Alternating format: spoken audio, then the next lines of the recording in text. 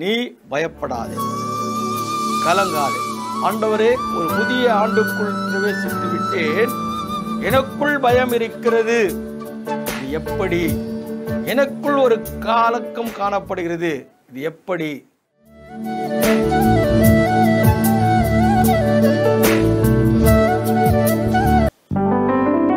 ஆண்டவரும் இரட்சகரும் மீட்பெருமாகிய இயேசு கிறிஸ்து நாமத்தில் உங்களை வாழ்த்துகிறேன். இந்த நாளிலும் கூட துதியின் சத்தத்தோடு கூட கர்த்தருடைய வார்த்தை கேட்கும்படியாய் ஆவலோடு கூட இருக்கின்ற அன்பின் மக்களோடு கூட இயேசு துதியோடு கூட பேசுவாராக.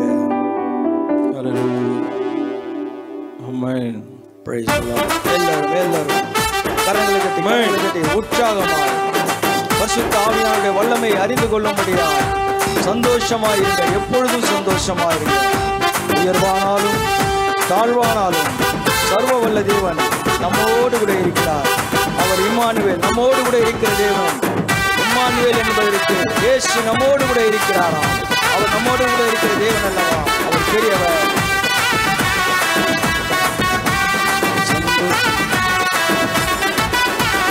சந்தோஷமாயிருங்க, எப்பொழுதும் சந்தோஷமாயிருங்க. சந்தோஷமாயிருங்க, எப்பொழுதும் சந்தோஷமாயிருங்க. உயர்வானாலும் தாழ்வானாலும், உயர்வானாலும் தாழ்வானாலும் சர்வ வல்ல தேவன் நம்மோடு இருக்கிறார். சர்வ வல்ல தேவன் நம்மோடு இருக்கிறார். சந்தோஷமாயிருங்க, எப்பொழுதும் சந்தோஷமாயிருங்க. சந்தோஷமாயிருங்க, எப்பொழுதும் சந்தோஷமாயிருங்க.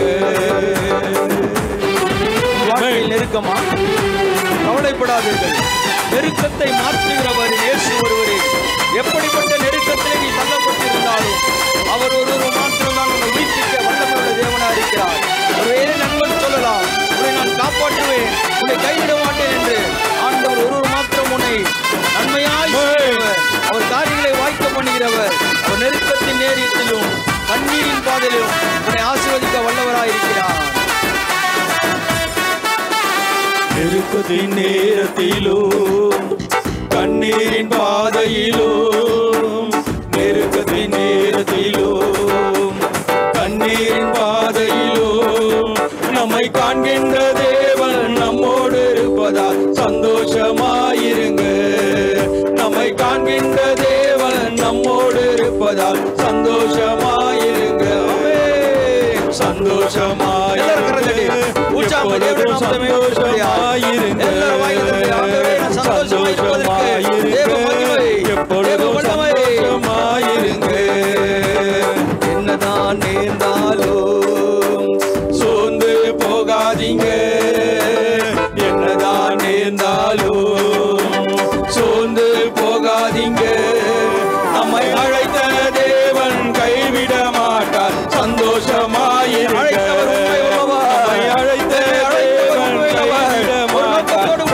சந்தோஷமாயிருங்க, எப்பொழுதும் சந்தோஷமாயிருங்க. சந்தோஷமாயிருங்க, எப்பொழுதும் சந்தோஷமாயிருங்க. சந்தோஷமாயிருங்க, எப்பொழுதும் சந்தோஷமாயிருங்க. சந்தோஷமாயிருங்க, எப்பொழுதும் சந்தோஷமாயிருங்க. நம்முடைய வாழ்க்கையிலே சந்தோஷமாய் இருக்க வேண்டும் என்றால் நாம் ஆண்டவரை ஆராதிக்க வேண்டும். ஏனென்றால் அவர் இந்த கண்மலையாய் இருக்கிறார், என்னை காக்கும் தெய்வமாய் இருக்கிறார். அவர் எப்பொழுதும் என்னை காக்கிறவர், இஸ்ரவேலை காக்கிறவர். உறங்குவதும் இல்லை, தூங்குவதும் இல்லை. ஏன் தெரியுமா? அவர் வல்லமை மாட்சிமை நிறைந்தவராயிருக்கிறார். உற்சாகமாய் கரங்களை தட்டி, என் கண்மலை ஆனவரே, என்னை காக்கும் தெய்வமே, வல்லமை மாட்சிமை நிறைந்தவரே, மகிமைக்கு பாத்திரர் இயேசு ஒருவரே. அவர் நிறைவான காரியங்களை வெறுமையாய் காணப்படுகின்ற பாத்திரத்தை அவர் மகிமைப்படுத்துகிறவர் இயேசு ஒருவரே. அந்த இயேசுவை நீ விசுவாசிப்பது உண்மை என்றால் நீ கைவிடப்பட்டவள் அல்ல. நீ இனி அலைந்து திரிவதே இல்லை.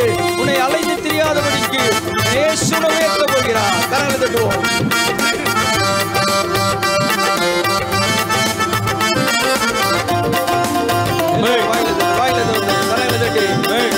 கண்மையானவர்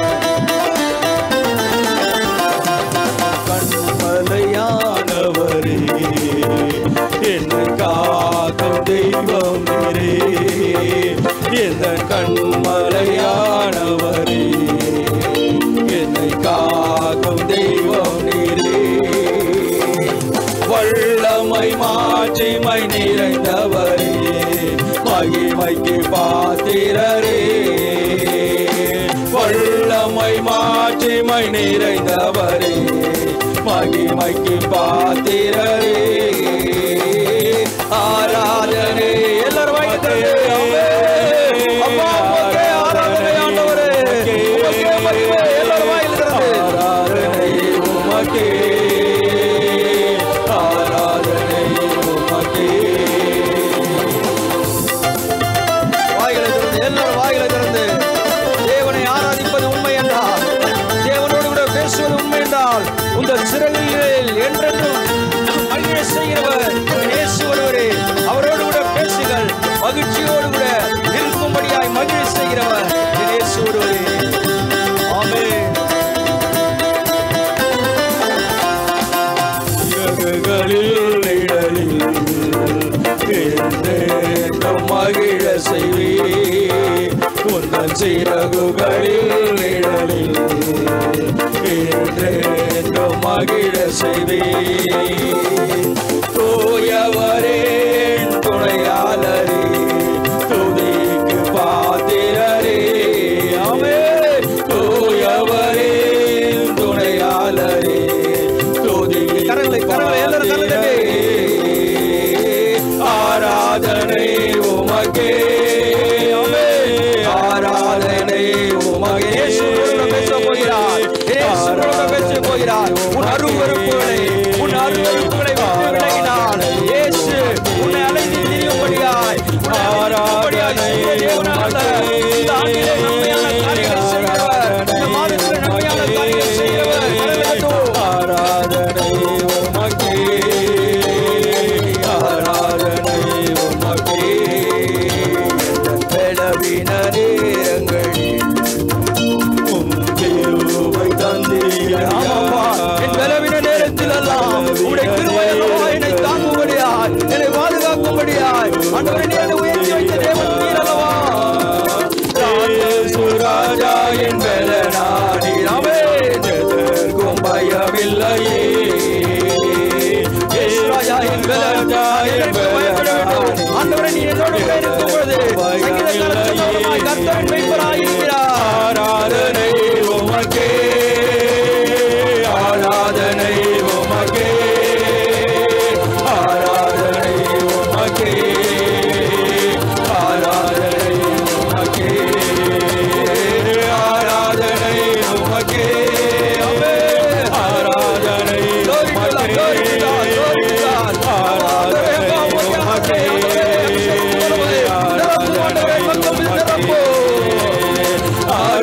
உமக்கே, ஆராதனை உமக்கே, ஆராதனை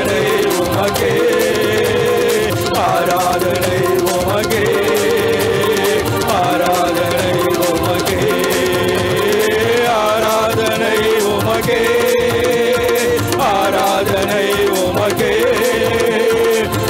ஆராதனை உமக்கே,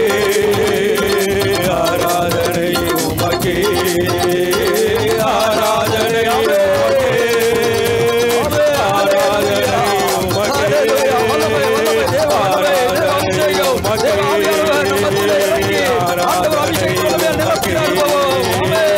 ஆராதனை உமக்கே, ஆராதனை உமக்கே, ஆராதனை உமக்கே, ஆராதனை உமக்கே, ஆராதனை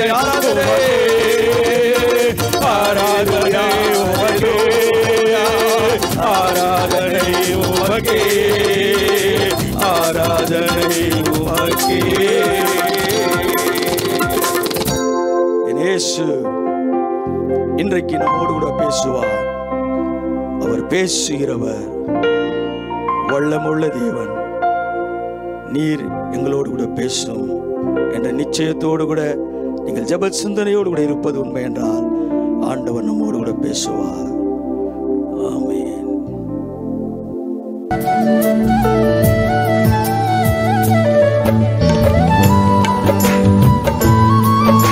ஆண்டவரும் இரட்சகரும் மீட்பெருமாகிய இயேசு கிறிஸ்து நாமத்தில் உங்களை வாழ்த்துகிறேன். இந்த நாளில் கூட சத்தியத்தின் திருவார்த்தையை கேட்கும்படியாய் ஆவலோடு கூட இருக்கிற என் அன்பின் மக்களோடு கூட என் இயேசு பேசுவார். அநேக மக்கள் தொலைக்காட்சி வாயிலாய் பார்த்து உங்களுக்காய் ஜெபித்து கொள்ளும்படியாய் கேட்கிறீர்கள். உங்களுக்கு நன்றியை தெரிவித்துக் கொள்கின்றேன். கர்த்தர் இன்னுமாய் உங்களுடைய காரியங்களை நிறைவு செய்யும்படியாய் இந்த தொலைக்காட்சியை பார்த்து கொண்டிருக்கிற அத்தனை நேர்களுக்கும் தேவன் பெரியவர், பெரிய காரியங்களை செய்வார்.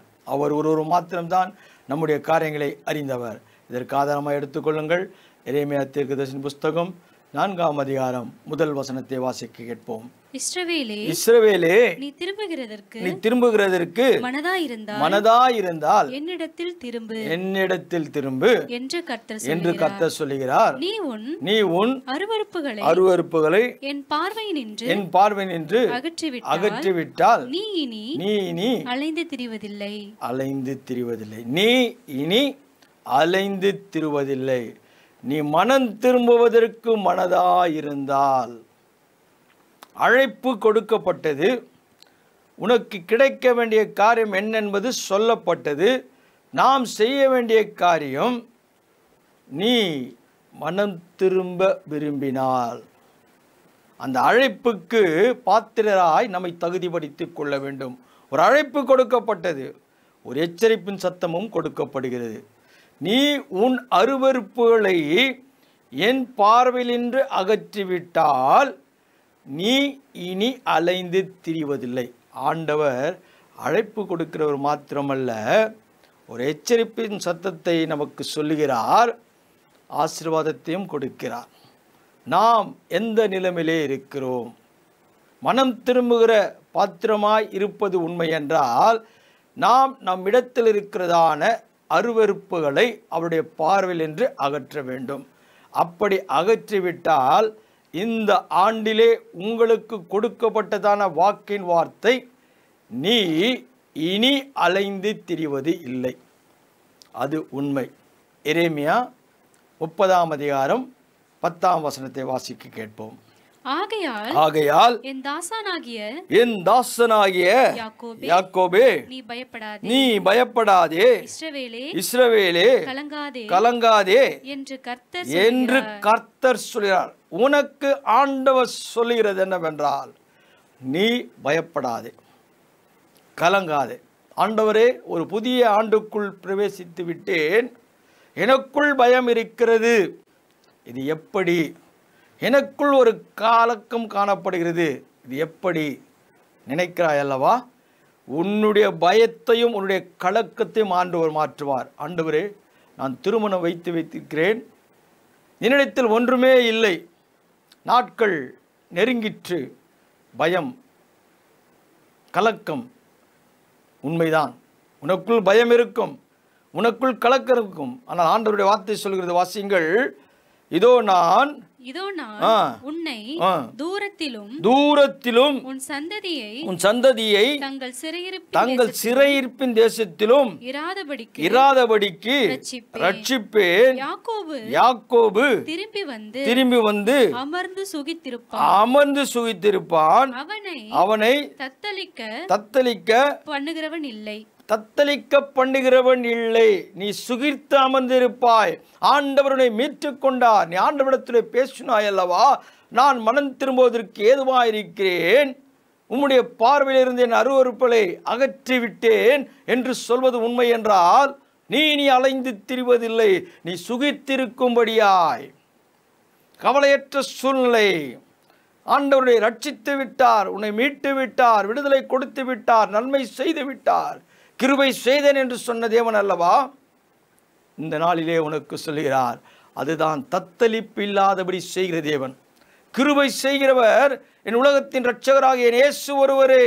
ஒருவேளை உன் உறவின் மக்கள் சொல்லியிருக்கலாம், உன் குடும்பத்தின் மக்கள் சொல்லியிருக்கலாம், நான் இதை செய்து முடிப்பேன். கவலைப்படாதே, கலங்காதே, பயப்படாதே. கைவிடப்பட்ட நிலைமை, தத்தளிக்கின்ற நிலைமை ஆண்டவரின் திட்டவட்டமாய் சொல்கிறார். நீ தத்தளிக்கப்பட மாட்டாய்.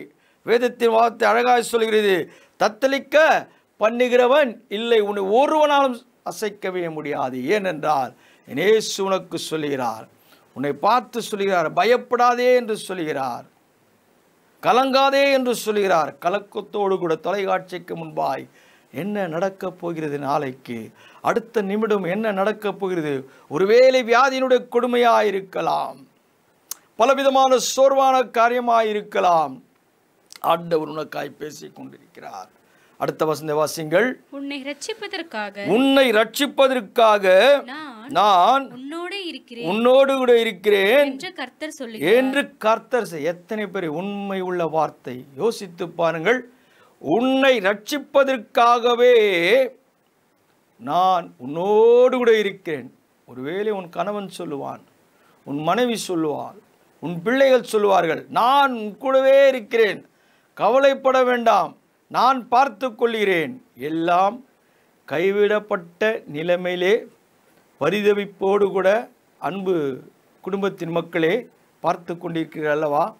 இன்றைக்கு உனக்கு ஆறுதல் சொல்கிற தேவன் அல்ல, உன்னுடைய காரியத்தை நிறைவு செய்கிற தேவன். அழகாய் சொல்கிறது வார்த்தை, உன்னை ரட்சிப்பதற்காக நான் உன்னோடு கூட இருக்கிறேன் என்று கர்த்தர் சொல்லுகிறார்.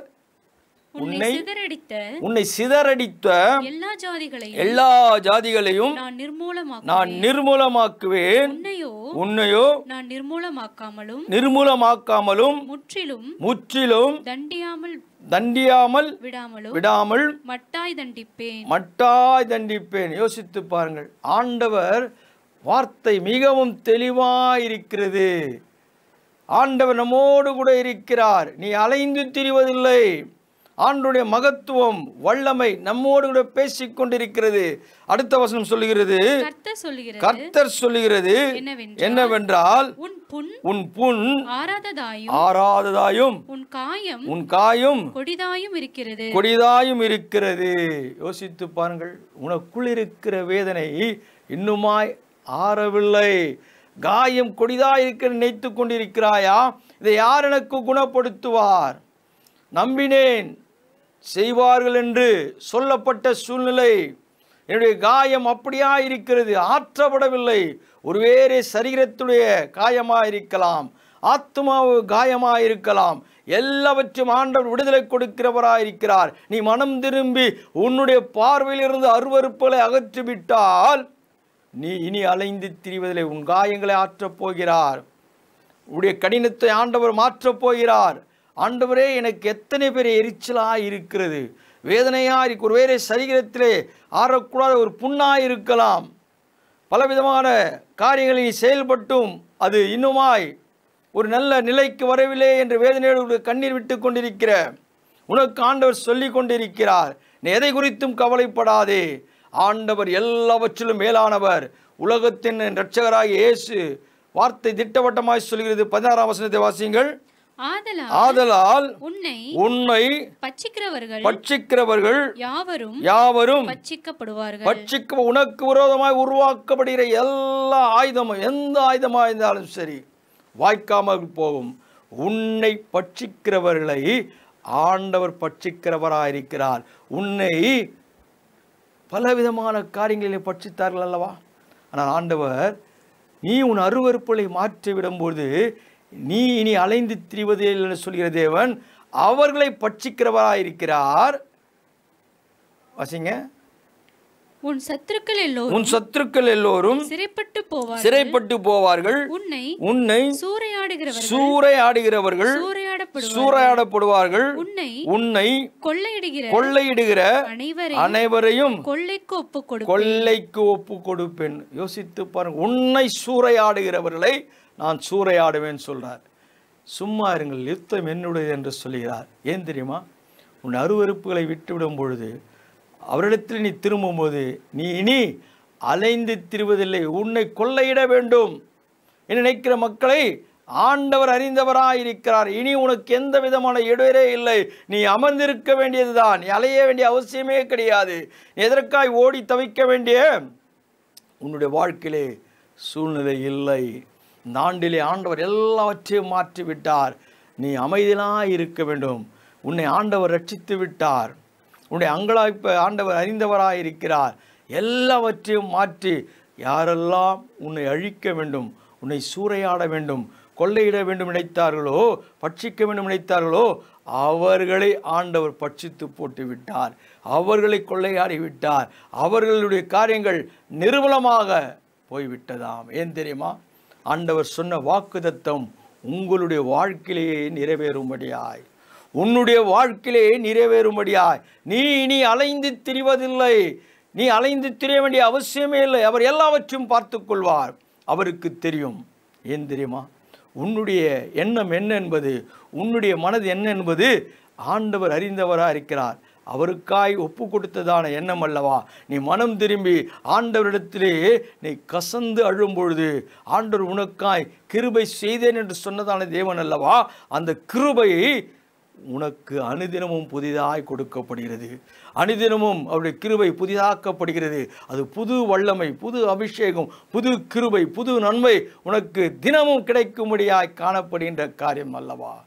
எங்கெங்கோ ஓடினாய், அங்கலாய்த்தாய், ஒன்றுமே இயலவில்லை. ஆனால் உன்னுடைய மனம் திரும்புதல், உன்னுடைய அருவருப்புகள் அகற்றப்பட்ட உடனே ஆண்டவனுக்கு செய்கின்ற காரியம் உன்னை ஒருவனும் அழிக்க முடியாது. உன்னை பட்சித்தவர்களை நான் பட்சித்து விட்டேன், கொள்ளையாடிகளை நான் கொள்ளையாடுவேன், உன்னை சூறையாடிகளை நான் சூறையாடினேன் என்று சொல்லுகிற தேவன் அடுத்த வசனம் சொல்லுகிறது, அவர்கள் உன்னை விசாரிப்பற்ற சீயோன் என்று சொல்லி உனக்கு தள்ளுண்டவன் என்று பெயரிட்டபடி உன்னை தள்ளுண்டவன் என்று ஒருவேளை உனக்கு சொல்லியிருக்க தள்ளப்பட்ட நிலைமை. ஆண்டவரே எனக்கு உதவி செய்வார் யாருமே இல்லை, நான் தள்ளுண்டவன் என்று மற்றவர்கள் சொல்லலாம். ஆனால் நீ சொல்லவே கூடாது. ஏன் தெரியுமா? உன்னை ஆண்டவர் தள்ளுகிற தேவனே அல்ல, உன்னை புறம்பே தள்ளுகிற தேவனே அல்ல. இளைய மகன் ஓடி வந்தான், தகப்பன் ஓடி போய் அணைத்து கொண்டார். எத்தனை பெரிய உண்மை! அப்படி ஒரு உலகத்தில் இருக்கிற ஒரு தகப்பன் இப்படிப்பட்ட காரியங்களை செய்வார் என்றால், உலகத்தின் இரட்சகராக இயேசு நம்மை மறப்பாரா? நம்மை தள்ளுண்டவன் என்று யார் சொன்னாலும் கவலைப்படாதீர்கள், எனக்காய் ஆண்டவர் இருக்கிறார். வாசிங்கள், நான் உனக்கு ஆரோக்கியம் வர பண்ணி உன் காயங்களை ஆற்றுவேன் என்று கர்த்தர் சொல்லுகிறார். காயத்தோடு கூட இருந்தாயல்லவா, நொந்து போன சூழ்நிலை இருந்தாயல்லவா, ஆண்டவர் சொல்கிறார், நான் உனக்கு ஆரோக்கியம் வர பண்ணி உன் காயங்களை ஆற்றுவேன். அன்பு தேவ ஜனமே, யார் இந்த வார்த்தையை சொல்லக்கூடும்? சொல்லுகின்ற வார்த்தை உண்மையுள்ள வார்த்தை. நீ இனி அலைந்து திரிவதில்லை. உன்னுடைய காயங்கள் எல்லாம் ஆற்றப்பட போகிறதாம். அது எந்த காயம் என்று தெரியாது. ஒருவேளை குடும்பத்தினர் உன்னை காயப்படுத்தியிருக்கலாம், உறவின் மக்கள் காயப்படுத்தியிருக்கலாம், உன் மனைவி காயப்படுத்தியிருக்கலாம், உன் பிள்ளை காயப்படுத்தியிருக்கலாம், நீ நம்பினதான குடும்பத்தின் மக்கள் உன்னை காயப்படுத்தியிருக்கலாம். ஆண்டவர் சொல்கிறார், உனக்கு நான் ஆரோக்கியத்தை வர பண்ணி உன் காயங்களை ஆற்றுவேன்.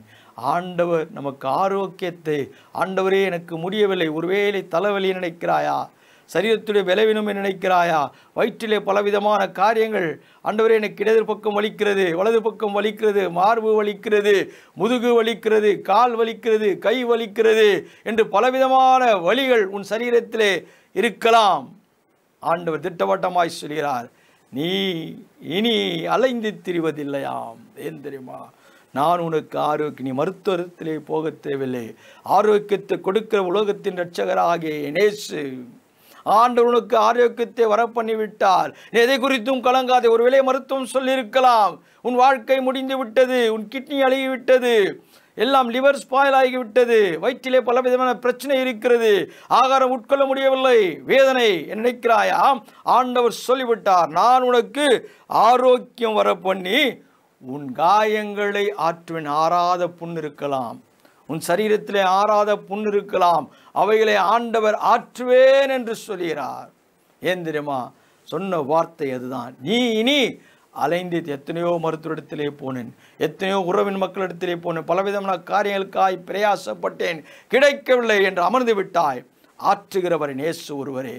அடுத்த வசனம் சொல்லுகிறது, கர்த்தர் சொல்லுகிறது என்னவென்றால், இதோ அன்பு தேவஜனமே, நன்றாய் யோசித்து பாருங்கள். கர்த்தர் சொல்லுகிறது என்னவென்றால், இதோ நான் நான் யாக்கோபுடைய கூடாரங்களின் சிறையிருப்பை திருப்பி அவன் வாசஸ்தலங்களுக்கு இரக்கம் செய்வேன்.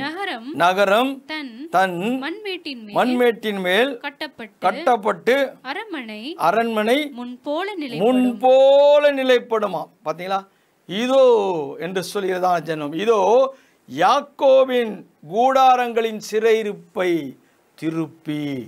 இன்றைக்கு உன் கூடாரத்தினுடைய சிறையிருப்பு மாற்றப்பட்டு விட்டது. ஒரு அடிமைதனத்தில் இருந்தாய் அல்லவா, சிறையிருப்பாய் காணப்படுகிறேன். ஆண்டவரே எனக்கு யார் என்று நினைத்தாய் அல்லவா. ஆண்டவர் சொல்ல இதோ இதோ என்று சொல்லும் பொழுது உனக்குள் ஒரு மறுமலர்ச்சி காணப்படுகிறது. உன் சரீரத்திலே ஒரு மறுமலர்ச்சி காணப்படுகிறது. உன் கூடாரங்களின் சிறையிருப்பை, எதற்கெல்லாம் உன் கூடாரம் சிறையிருப்பாய், ஒருவேளை கோர்ட் வழக்கு இருந்திருக்கலாம்.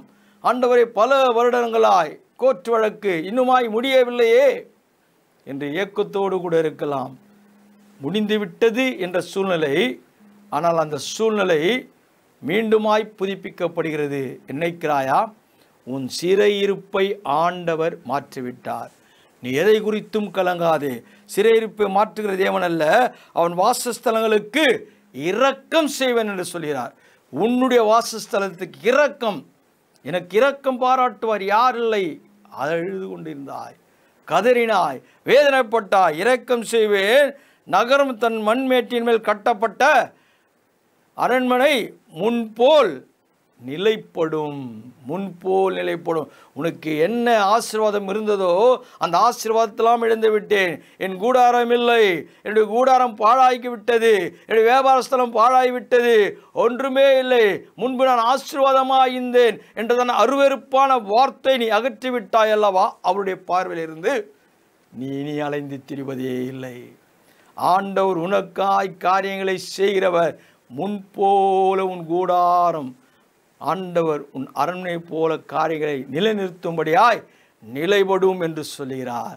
நிலைப்படுத்துகிறவர் நம்மை அறிந்தவர், ஸ்திரப்படுத்துகிறவர் நம்மை அறிந்தவர். அடுத்த வசனம் சொல்லுகிறது, அவைகளிலிருந்து ஸ்தோத்திரமும் ஆடல் பாடலின் சத்தமும் புறப்படும். அவர்களை வர்த்திக்க பண்ணுவேன். அவர்கள் குறுகி போவதில்லை. அவர்களை மகிமைப்படுத்துவேன். அவர்கள் சிறுமைப்படுவதில்லை. ஆண்டவர் திட்டவட்டமாய் சொல்கிறார், அவர்களை நாம் நினைப்பதெல்லாம் ஒரு சிறிய காரியம்தான். ஆனால் வேறொரு வார்த்தை சொல்கிறது, அவைகளிலிருந்து ஸ்தோத்திரமும் ஆடல் பாடலும். பார்த்தீங்களா, நாம் பெற்றோருடன் நாம் என்ன செய்கிறோம்? அவர்களிலிருந்து ஸ்தோத்திரம், ஆண்டவரை நன்றி என்று சொல்ல வேண்டும்.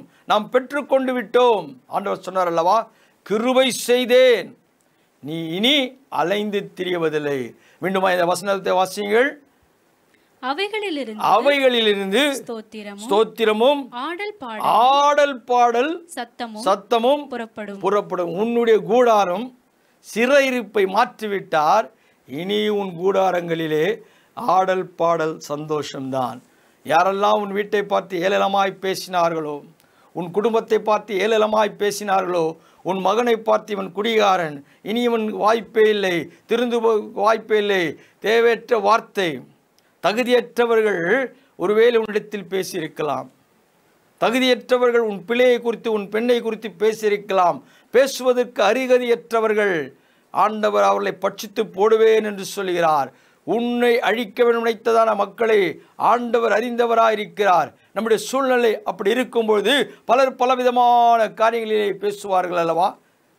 அன்பு தேவஜனமே, இனி வரும் நாட்களிலே நீங்கள் உங்கள் அருவருப்புகளை விட்டு அகலும் பொழுது, மனம் திரும்பும்போது நீ இனி அலைந்து திரிவதே இல்லை. உன்னுடைய வீட்டிலே உன் சிறையிருப்பு மாற்றப்பட்ட உடனே ஸ்தோத்திரமும் ஆடல் பாடல் காணப்படுமாம். வாசிங்கள். அவர்கள் வர்த்திக்க பண்ணுவேன். ஆமாம், அன்பு தேவஜனமே, யோசித்து பாருங்கள். ஆண்டவர் உங்களை வர்த்திக்க பண்ண, விருத்தி அடைய போகிறீர்கள். நாளுக்கு நாள் விருத்தி அடைந்தான். நாளுக்கு நாள் உன் குடும்பம் ஆசீர்வாதமாய், உன் வியாபாரம் செழித்தோங்க போகிறது, உன் வியாபாரம் ஆசீர்வாதமாய் மாறுகிறது.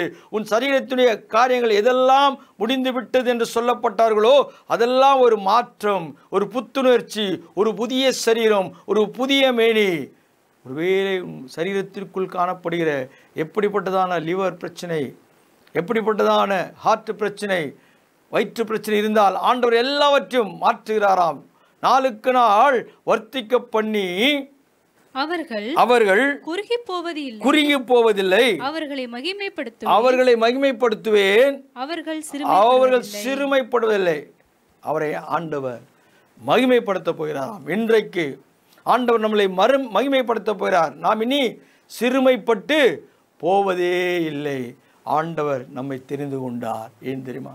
நீ இனி அலைந்து திரிவதே இல்லை. உன்னை மகிமைப்படுத்துகிற தேவன் எல்லாவற்றிலும் ஆசீர்வாதமாய் வைக்கும்படியாய் இந்த ஆண்டிலே நமக்கு நிறைவான காரியங்களை செய்ய போகிறார். எதை குறித்தும் கலங்காதே. நாம் செய்ய வேண்டிய ஒரே ஒரு காரியம், நம்முடைய அருவருப்புகளை விட்டு அகற்றப்பட வேண்டும். மனது மாற வேண்டும். மனது மாறுவது உண்மை என்றால், கிறிஸ்துனுடைய கட்டளையை நியாயத்தையும் கைக்கொள்வது உண்மை என்றால், நீ இனி அலைந்து திரிவதில்லை. உடைய காரியங்கள் எல்லாம் மாற்றப்பட போகிறதாம். நீ ஆசீர்வாதமாய் மாறப்போகிறாய். உன் குடும்பம் ரட்சிக்கப்பட்டு விட்டது. உன் குடிகார மகன் மாற்றப்பட்டான். நீ யாருக்காய் அழுதாயோ, உலகத்திலே இருக்கிறவரில் உங்களில் இருக்கிறவர் பெரியவர், அவர் பெரியவராய் இருக்கிறார். சுகத்தை கொடுக்க போகிறார், திருமணத்தை நடத்தப் போகிறார், குழந்தை கொடுக்க போகிறார், வியாபாரத்தை வர்த்திக்க பண்ண போகிறார், உன்னுடைய எல்லையை வர்த்திக்க பண்ண போகிறார். நீ தேவனை மகிமைப்படுத்த போகிறார். நீ இனி சிறுமைப்பட்டு போவதே இல்லை. கர்த்தர் பெரியவர், பெரிய காரியங்களை செய்வார். கண்களை மூடி கர்த்தரை நோக்கி பார்ப்போம். மகா கிருபையும் இரக்கமும் பரிசுத்தம் நிறைந்த நல்ல பிதாவே, இந்த மனமகிழ்ச்சியான நாளுக்காய் நன்றி ராஜா. உம்முடைய வார்த்தை எங்களுக்கு போதிக்கப்பட்டது. சத்தியத்தின் திருவார்த்தையில் நிலைத்திருக்கும்படியாய் நீ இனி அலைந்து திரிவதில்லை என்ற வேதத்தின் வாக்கின் வார்த்தையை நாங்கள் உறுதிப்படுத்துகிறோம், பற்றி கொண்டோம் என்ற நிச்சயத்தை மக்கள் நினைப்பது உண்மை என்றால் அவளை வர்த்திக்க பண்ண போகிறேன், காயங்களை ஆற்றப் போகிறேன் என்று சொன்னதான தேவன். ஆமாண்டவரே, அவர் எந்தெந்த காரியத்திலே ஆற்றப்படாத சூழ்நிலை இருப்பது உண்மை என்றால் நான் அவர்களுக்கு ஆரோக்கியத்தை வரை பண்ணி காயங்களை ஆற்றுவேன் என்று சொல்லியிருக்கிறேன். அது மாத்திரமல்ல, சிறையிருப்பை ஆண்டவரே மாற்றுகிற தேவன், சிறையிருப்பை மாற்றுகிற தேவன், அடிமைதனத்தை மாற்றுகிற தேவன், ரட்சிப்பை கொடுத்த தேவன்.